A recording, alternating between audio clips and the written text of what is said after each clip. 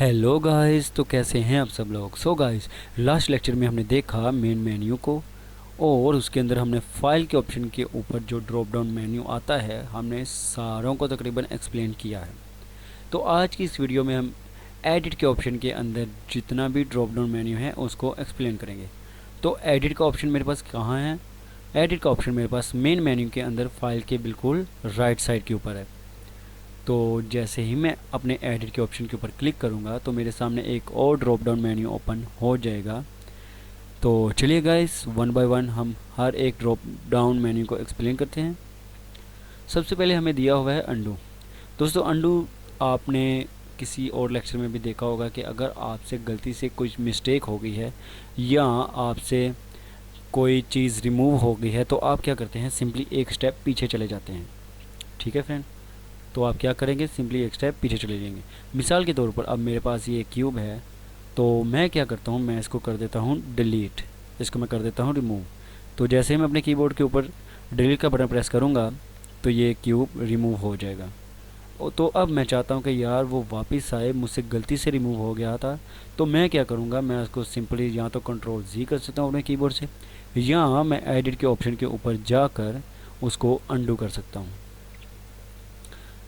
जी तो फ्रेंड्स, वो मेरा क्यूब वापस आ चुका है। जैसे ही मैंने अंडू के ऊपर क्लिक किया तो अंडू का फीचर आपके पास ये काम करता है कि आपका जो प्रीवियस सेक्शन होता है उसको रीएक्शन कर देता है।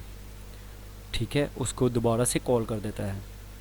तो चलते हैं नेक्स्ट ऑप्शन की तरफ। तो नेक्स्ट हमारे पास है रीडू का ऑप्शन।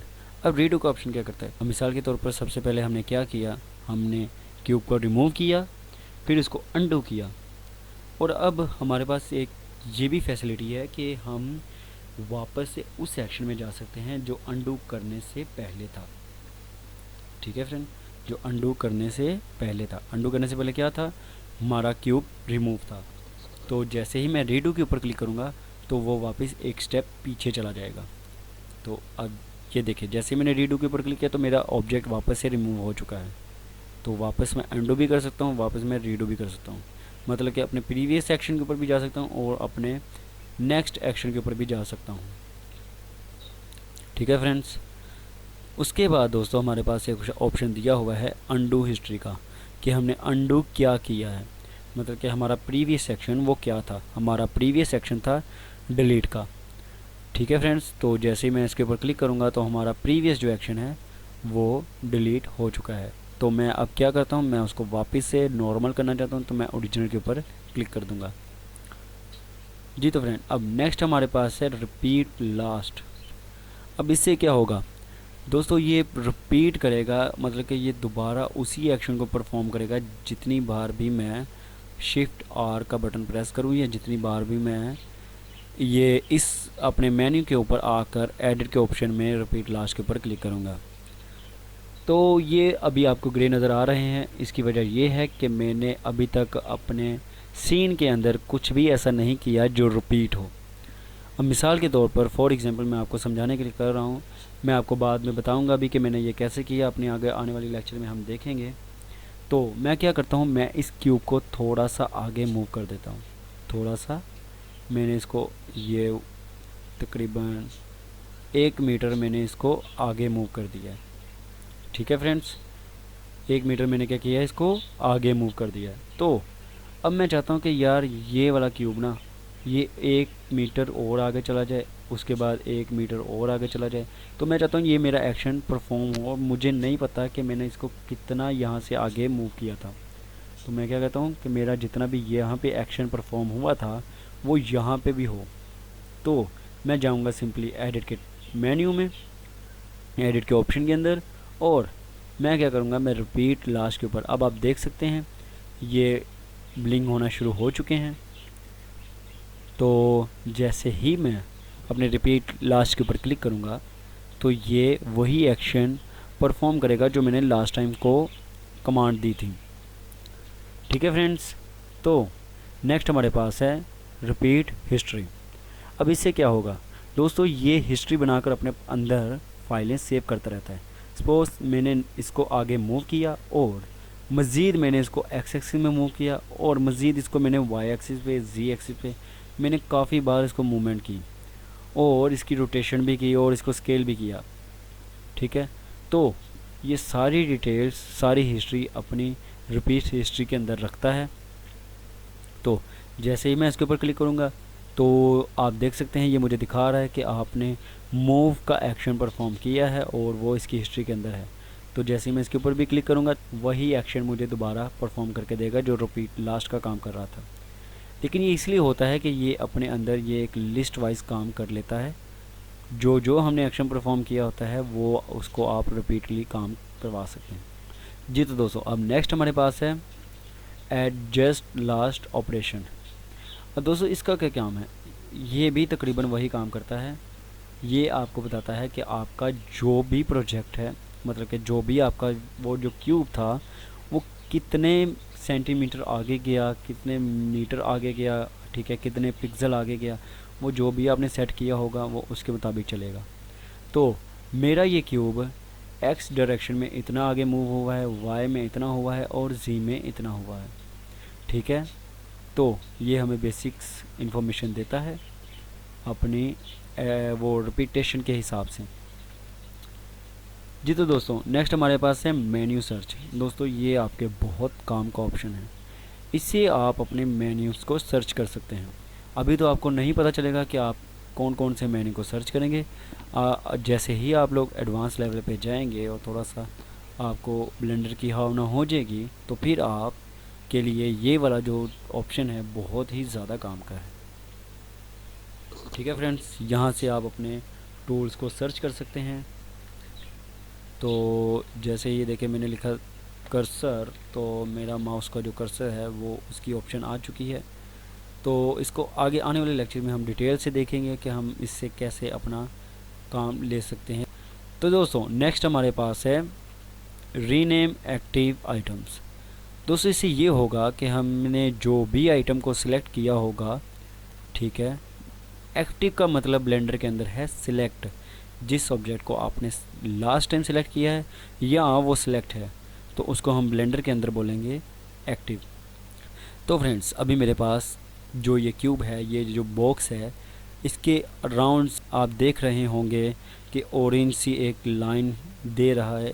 इसका मतलब ये होता है कि ये वाला ऑब्जेक्ट इस वक्त सिलेक्ट है। तो मैं क्या करता हूँ, मैं जैसे ही इसके ऊपर क्लिक करूँगा तो मैं इसको कोई भी नाम दे सकता हूँ। अब इसका नाम क्यूब है तो मैं इसको कोई भी नाम दे सकता हूँ। सपोज मैं इसको नाम दे देता हूँ बॉक्स।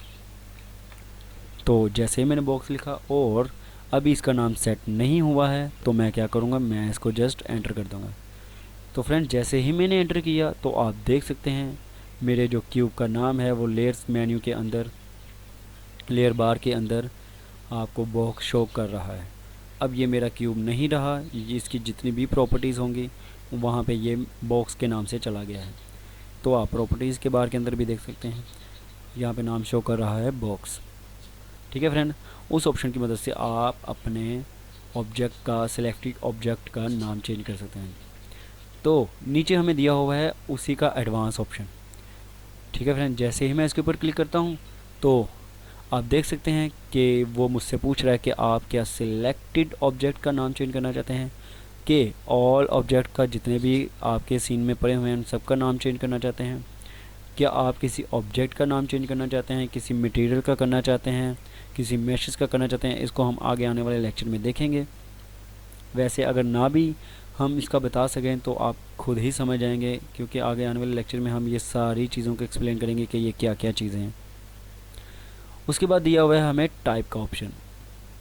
दोस्तों टाइप के ऑप्शन के अंदर हमें बताया हुआ है कि आप फाइंड करके उसको रिप्लेस करना चाहते हैं, उसका नाम सेट करना चाहते हैं, उसको स्ट्रिप करैक्टर्स देना चाहते हैं, मतलब कि आप कोई @ ऐसे के, उसके बाद क्वेश्चन मार्क ऐसे के करैक्टर देना चाहते हैं, या उसका केस चेंज करना चाहते हैं, मतलब कि उसका हर एक शुरू वाला नाम जो है वो आप चेंज करना चाहते हैं।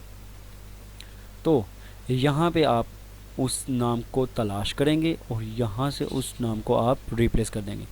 अब मिसाल के तौर पर मेरा एक है बॉक्स, तो मैं क्या करूँगा, यहाँ पे सर्च करूँगा बॉक्स। तो अब मैं चाहता हूँ बॉक्स को मैं चेंज कर दूँ किसके साथ, तो मैं करना चाहता हूँ इसको क्यूब के साथ ही मैं चेंज कर देता हूँ, वापस नॉर्मल हो जाएगा। तो मैंने क्या किया, इसको क्यूब के साथ कर दिया। अब ये केस सेंसिटिव जो है ना, ये बेसिकली लैंग्वेज में भी यूज़ होता है। केस सेंसिटिव लैंग्वेज है, मतलब कि इसमें किसी तरह का उसको स्पेलिंग मिस्टेक नहीं चाहिए। ठीक है, आपका अगर बी बड़ा है तो बी बड़ा ही होना चाहिए, अगर छोटा है तो छोटा होना चाहिए। ये इसके लिए यूज़ होता है। तो मुझे तो कंफर्म है कि मेरा बी मैंने अल्फ़ाबेट रखा था और बाकी सारे वर्ड्स मैंने छोटे रखे थे। तो सिंपली मैं इसको करता हूँ क्लिक। जी तो फ्रेंड, जैसे ही मैंने इसके ऊपर क्लिक किया तो आप देख सकते हैं कि मेरे जो वापस बॉक्स का है उसका वापस नाम क्यूब हो चुका है। तो मुझे उम्मीद है आपको बैच रीनेम के बारे में भी इल्म हो गया होगा। अब दोस्तों नेक्स्ट हमारे पास है लॉक ऑब्जेक्ट। दोस्तों इसका मतलब अभी आपको समझ में नहीं आएगा, तो इसको हम करते हैं स्किप। आगे आने वाले लेक्चर में हम इसको डिटेल से देखेंगे। उसके बाद दोस्तों हमारे पास है प्रीफ्रेंसेस। दोस्तों इसके लिए तो हमें एक अलहदा क्लास बनानी पड़ेगी, क्योंकि इसके अंदर आपको वो चीज़ें मिलेंगी जिसकी आपको इंतहाई ज़रूरत है। ठीक है, इसके अंदर बेतहाशा ऑप्शन हैं। तो मैं क्या करूँगा, मैं इसकी क्लास लेकर आऊँगा। मुझे उम्मीद है वो क्लास तकरीबन आधे घंटे की या 20 मिनट की होगी, क्योंकि इसके अंदर दोस्तों आपकी काम की बहुत सी ऐसी चीज़ें हैं जिनको जानना आपके लिए बहुत ज़रूरी है। जी तो गाइस, मुझे उम्मीद है आपको एडिट का ऑप्शन पसंद आया होगा और आप उसको अच्छे से समझ भी गए होंगे। और अगर आपको कोई भी कन्फ्यूज़न है तो आप मुझे कमेंट में बता सकते हैं, मैं इंशाल्लाह आपकी कन्फ्यूज़न दूर करूँगा। तो चलिए गाइस, नेक्स्ट टॉपिक में हम बात करेंगे रेंडर क्या है, ये मेन मेन्यू के अंदर रेंडर क्या है। तो तब तक के लिए अल्लाह हाफिज़।